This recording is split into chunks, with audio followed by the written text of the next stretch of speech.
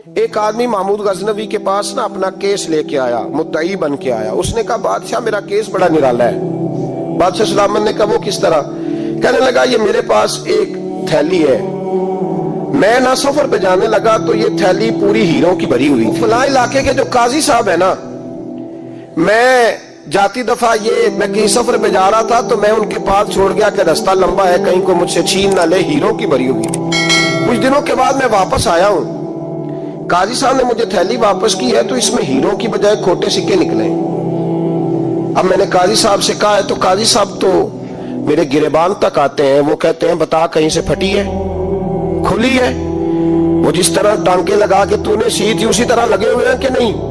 تو حضور لگے بھی بالکل اسی طرح ہے، نہ پھٹی ہے نہ کھلی ہے. اب میں لٹ گیا ہوں، میری کل عمر کی کمائی ضائع ہو گئی، کھوٹے سکے کہاں اور ہیرے کہاں؟ تو مہربانی کریں. اور آپ کی بارگاہ میں اللہ رسول کے نام پر حلف دیتا ہوں کہ میں ہوں بالکل سچا. محمود غزنوی کہنے لگے تو جا، تھیلی چھوڑ جا، اور جب میں تجھے بلاؤں گا پھر دوبارہ آنا. شخص چلا گیا. محمود غزنوی اٹھے، دربار برخاست کیا، لوگوں سے کہنے لگے چلے جاؤ، میں 3 دن کے لیے سیر کرنے جا رہا ہوں، 3 دن کے بعد لوٹوں گا. اکیلے جب رہ گئے نا محمود دربار میں تو محبوب نے چھری منگائی. وہ جس تخت پہ بیٹھتے تھے وہاں گدا بچھا ہوا تھا، یہ گدا پڑا نا، وہ گدا بچھا ہوا. تو محمود نے چھری کے ساتھ اس کو پھاڑ ڈالا اور چھری جیب میں رکھی نکل گئے. کہنے لگے میرے بعد کوئی میرے دربار والے احاطے میں داخل نہ ہو. محمود چلے گئے. اب وہ صفائی کرنے والا جب آیا نا، اس نے آ کے دیکھا تو گدا تو پھٹا ہوا ہے. اس نے شور ڈال دیا، پہرے دار بھی آ گئے، فلاں صاحب بھی آ گئے، فلاں صاحب. اس نے کہا وہ خدا کے بندو، اس کا گدا پھٹ گیا ہے، وہ تو مال ڈالے گا. اس نے کہا تھا سوائے صفائی اور نگرانی والے کے دوسرا آئے کوئی نہ، اور یہاں آیا بھی کوئی نہیں. پہلے دن ہی پھٹا ہوا تو لٹکا دے گا سب کو، کیا کریں؟ شور ہو گیا، سارے دربار کے ملازمین اکٹھے ہو گئے. ایک بندہ بولا، کہنے لگا فکر نہ کرو، میں کیسے بندے کو جانتا ہوں، اس طرح سیے گا کہ جس نے پھاڑا ہوگا اسے بھی پتہ نہیں چلے گا کہاں سے پھٹا تھا. ایسا بہترین رفو کرے گا کہ پتہ بھی. اس نے کہا یار ہم سارے 1 مہینے کی تنخواہ دیتے ہیں، تو بندہ بلا. وہ بلا لیا اس کو، اس کا نام محمد رفو گر تھا. وہ آیا، اس کو گدا دکھایا، اس کا یار اس طرح سینہ پتہ نہ چلے. اس نے کہا فکر ہی نہ کرو، میں بڑا کاریگر ہوں. بڑے بڑے کاریگر لوگ نہیں ہمارے ملک میں پائے جاتے، کوئی نشان چھوڑتے ہیں پیچھے بڑے. احمد رفو گر کہنے لگا اس طرح سیوں گا کہ پھاڑنے والے کو بھی پتہ نہیں ہوگا. پیسے لے یار تو سی دے. اس نے سی دی، اگلے شام ہی لا کے بچھا دیا گدا. تیسرے دن بادشاہ سلامت آئے، آ کے پہلی نظر گدے پہ ڈالی. اس نے بلایا سب ملازمین کو، کہا کس نے سیا ہے؟ کہا جناب کیا ہوا؟ کہا یہ پھٹا ہوا تھا. کس نے؟ کہا نہیں پھٹا ہی نہیں. وہ کہنے لگے بنو مت، میں خود پھاڑ کے گیا تھا. تو بتاؤ صحیح سیا کس نے ہے؟ کہا جناب آپ پھاڑ کے گئے تھے تو بتایا کیوں نہیں؟ فرمانے لگے اسی لیے تو بتایا نہیں تھا کہ تم خود تحقیق کر لو. بلاؤ بتاؤ سیا کس نے. تو بلا لیا. احمد رفو گر آ گیا. اس کو جب بلا کے سامنے بادشاہ کھڑا کیا، کہا بھئی تو نے سیا ہے؟ کہنے لگا حضور آپ کے سارے ملازم کٹھے ہو کے آئے تھے، میری غلطی کوئی نہیں. کہا نہیں یار تو بڑا کاریگر ہے، میں نے اپنے ہاتھ سے پھاڑا تھا پر مجھے بھی نہیں پتا چل رہا کہاں سے پھٹا تھا. اچھا یہ بتا یہ تھیلی جو ہے یہ بھی تو نے سی تھی؟ اس نے کہا جی آپ کے خادم کا ہی کارنامہ ہے، وہ فلانے علاقے کے قاضی صاحب آئے تھے، اس میں سے ہیرے نکال کے تو کھوٹے سکے بھرے تھے، تو مجھے بھی تھوڑا سا حصہ ملا تھا. محمود نے سارے گواہ بھی اکٹھے کر لیے، ثبوت بھی اکٹھے کر لیے.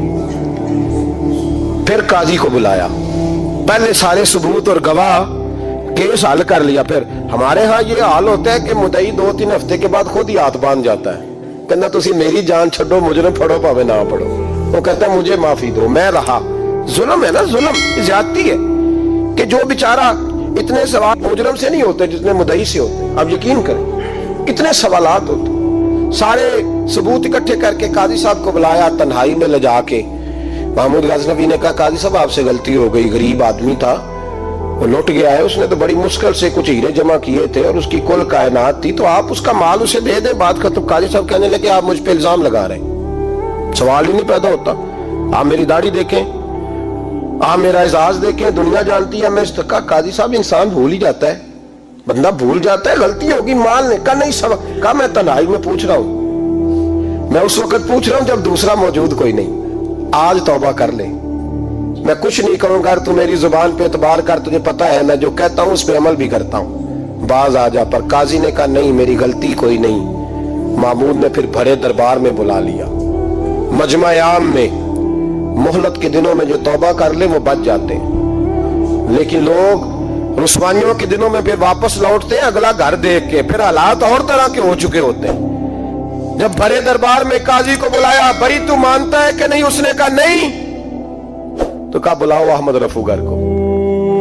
जब अहमद रफूगर आया तो बूढ़े काजी की टांगे कांपने लगी, जुमले टूटने लगे, लफ्ज जमीन पर गिरने लगे, बात सही नहीं होती, जुबान लड़खड़ाने लगी। महमूद कहने लगे काजी मैंने तुझे कहा था वहां मान जा बात, अब भरे दरबार में बोल। तो जब काजी साहब की गर्दन खुद ब खुद झुक गई तो दुनिया समझ गई।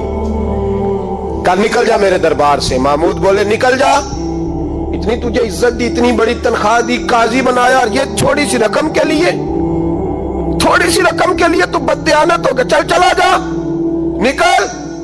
काजी दरबार से निकला तो लोग लानते बरसाने लगे। कल जो दुकानें छोड़ के सलूट करने आते थे वो कहने लगे इसकी उम्र देखो, इसके काम देखो, देखो इसने क्या किया। घर गया, बच्चे जिनके लिए पाप कमाया था, जिन्ना ली तू पाप कमाए हुन किथे नहीं हो तेरे घर दे। वो बच्चे कहने लगे अब्बा जी हम तो स्कूल मदरसा जाने के काबिल नहीं रहे, उम्मीद थी कि बीवी साथ देगी। वो कहने लगी मैं मेके कैसे जाऊंगी, गली की औरतें तरह तरह की बातें बनाती हैं। और भाई कामयाबियों के बड़े सरबराह होते हैं, तो कामयाब हो जाए तो सारे कहते हैं मेरी सपोर्ट से हुआ है। नाकामियां हमेशा यतीम होती हैं, नाकामियों का कोई सरबराह नहीं होता। जब तक तो काजी था तो बड़े बात थी, हर बंदा कहता था रिश्तेदार है, और रुसवाई हो गई तो वो तेरी आंख हो या संगे मलामत की चुभन, कौन पहुंचा है मेरे दर्द की गहराई तक। दौरे शोहरत में तो यारों ने किया याद बहुत, साथ आया ना कोई कूचे रुसवाई तक। और मियां साहब कहने लगे सारी उम्र ही आटा गुद है, मैं लखा कीते नहीं पेड़े, अब वक्त आया ही ते मोहम्मद बख्शा कोई नहीं हूं बैठा नेड़े। हालात ही बदल गए। काजी खामोशी से अंदर चला गया, अपनी रुसवाई समेट के बिस्तर पे लेटा। न रोटी की भूख लगी, न पानी की प्यास लगी, न नींद आई, सारी रात तड़पता रहा।